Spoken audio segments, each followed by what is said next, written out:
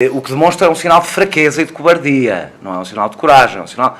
O Dr. Alberto João Jardim já demonstrou, aliás, nunca debateu com o oponente, o que demonstra que tem medo de debater com os oponentes, e também não gosta que os oponentes lhe respondam na mesma moeda. E esta é a arma dos cobardes, porque todos os ditadores são, por natureza, cobardes, e o Dr. Alberto João Jardim é, provavelmente, o político mais cobarde deste país. Porque se não debatia com os seus oponentes, se não deixava os seus oponentes responder, sem usar o sistema de justiça contra eles, usá-lo de uma forma que violenta as regras da democracia. Eu assisti no meu julgamento a uma coisa extraordinária. Claro que o Dr. Alberto João Jardim não estava lá, evidentemente o Dr. Alberto João Jardim não gosta de olhar nos olhos das pessoas de quem se opõe, tem medo de olhar nos olhos das pessoas em relação a quem se opõe, e não apareceu, mas mandou, além de ter mandado uns testemunhas profissionais, que eu percebi que eram batidos na coisa, que encontraram no aeroporto, e ele percebeu-se que ele estava abaladíssimo, e um médico que explicou que ele estava abaladíssimo. Eu fiquei, aliás, com o meu ego enorme, porque a minha capacidade de abalar o Dr. Alberto João Jardim é extraordinária. Além disso tudo, de uma fantochada, porque foi disso que se tratou, mandou o seu depoimento. E o seu depoimento, para meu espanto, mas não para espanto do juiz, vinha em papel timbrado do Governo Regional da Madeira. E era uma queixa pessoal do Dr. Alberto João Jardim e vinha em papel timbrado do Governo Regional da Madeira. Eu não sei se o seu advogado também era timbrado do Governo Regional da Madeira, ou seja, se era pago por vocês. Provavelmente, até era pago por mim. Portanto, eu estive a contribuir para a minha própria acusação, que não deixa de ser generoso da minha parte. Eu não queria, mas fui generoso. E percebi que nem no tribunal, aqui na Madeira, a democracia funciona de uma forma propriamente plena, porque seria normal, seria o juiz dizer, isto é uma queixa privada, não tem que vir em papel timbrado do Governo Regional da Madeira, porque eu saiba, o Governo Regional da Madeira não me pôs processo nenhum, porque eu não falei do Governo Regional da Madeira, eu não chamei de palhaço, foi isso que eu chamei ao Governo Regional da Madeira, chamei a um senhor que é provisoriamente titular, talvez ele julgue que não, talvez julgue que é imortal e que ficará para sempre, e que a Madeira afundará no Atlântico no dia em que ele deixar de ter funções políticas, mas assim não será, e portanto não foi o Governo Regional de Madeira que me pôs o processo. E portanto percebi que a coisa é descarada em todo o lado, não é só descarada em conferências de imprensa, é descarada nos tribunais, é de uma forma absolutamente... E é porque ninguém faz nada. É porque o Presidente da República acha normal que se expulsem deputados do Parlamento, acha normal receber clandestinamente e em quartos de hotel a oposição, como se vivêssemos numa qualquer ditadura de um país subdesenvolvido, em que a oposição... um dia deste há uma oposição no exílio para poder reunir com o Presidente da República, e tudo isto é encarado com uma naturalidade extraordinária pelo Presidente da República, que é o garante, pelo Sr. Silva, agora estou a citar o Presidente do Governo Regional da Madeira, numa altura em que ele era contra o Sr. Silva, e depois foi a favor, e depois voltou a ser contra, e depois é a favor, como aliás com toda a gente, com o Sócrates, com o Passos Coelho, é uma pessoa de fortes lealdades no seu comportamento. E por fim, queria falar, para mim, do caso mais grave, que é um jornal gratuito, que é distribuído, como em Lisboa é o Destaque, temos o Destaque, o Metro, a Dica da Semana, são os jornais que nós temos. Aqui há o Jornal da Madeira, é a Dica da Semana aqui da Madeira. Só que tem uma característica que é pouco habitual, é que é pago pelos contribuintes, isso é que eu também nunca tinha visto. Ou seja, os contribuintes da Madeira e do país todo pagam um jornal que é vendido por 10 cêntimos, mas depois na realidade é dado, oferecido às pessoas. Um jornal que dificilmente, desculpem, se sou menos respeitoso para as pessoas que seguramente por necessidade trabalham no Jornal da Madeira, mas que não é um jornal, obviamente.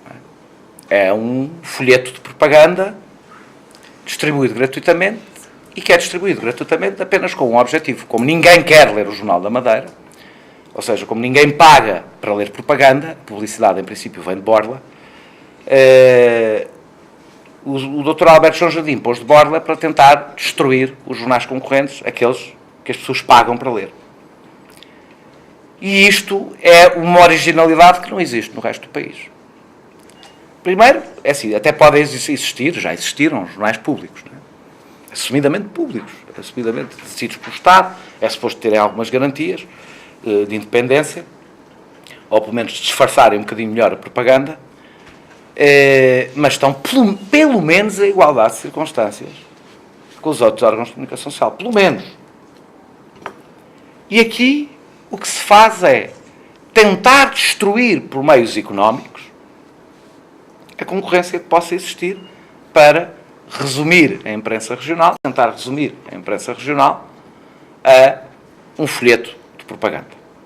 E vou terminar agora dizendo que houve uma altura que havia aí a ideia peregrina da RTP Madeira passar para as mãos do Dr. Alberto João Jardim, porque é disso que se trata.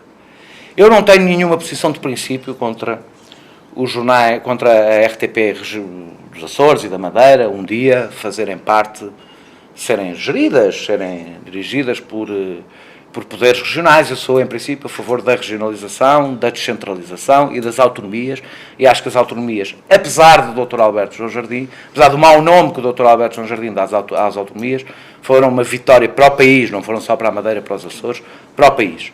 E espero que a regionalização venha a existir para ser uma vitória também para outras regiões do país. E, portanto, isso significa passar poderes. Mas devo-vos dizer com toda a sinceridade que para isso acontecer é preciso estarem criadas as condições de maturidade democrática para isso ser possível. E, na realidade, o Dr. Alberto João Jardim contribuir para mais um órgão de propaganda do Dr. Alberto João Jardim. Acho que alguém que não respeita a liberdade, a democracia, a independência dos jornalistas não pode ter nas mãos um órgão de comunicação social. E desse ponto de vista, enquanto o Dr. Alberto João Jardim estiver na política nacional, a autonomia em muitas matérias marcará passo. Porque ele cria uma desconfiança em muitos cidadãos em relação à autonomia. Uma desconfiança injusta, na minha opinião, porque a autonomia trouxe muito à Madeira, aos Açores e ao país, mas infelizmente o Dr. Alberto João Jardim é um mau exemplo para o país em várias matérias, e nesta específica é um péssimo exemplo para o poder político em todo o país. Quando alguns deputados e caciques aí do país veem o que o Dr. Alberto João Jardim faz, pensam, eu podia fazer isto. Estou eu aqui a aturar o tipo do jornal local e regional que me anda a sarnar a cabeça e olha como é que ele resolve o problema de uma forma tão simples. Portanto, quando nós permitimos, nós portugueses, todos nós, que o Dr. Alberto João Jardim faça o que faz com a liberdade de imprensa, não é só da Madeira que nos estamos a esquecer. Estamos-nos a esquecer do efeito pedagógico, antipedagógico, que isto tem para o resto do país. E não deixa de ter graça. José Sócrates tem várias vezes, é um aprendiz, não é? O Dr. Alberto João Jardim, não vamos fazer confusão, não é? É um aprendiz. Mas várias vezes mostrou tentações de não respeitar a liberdade dos jornalistas.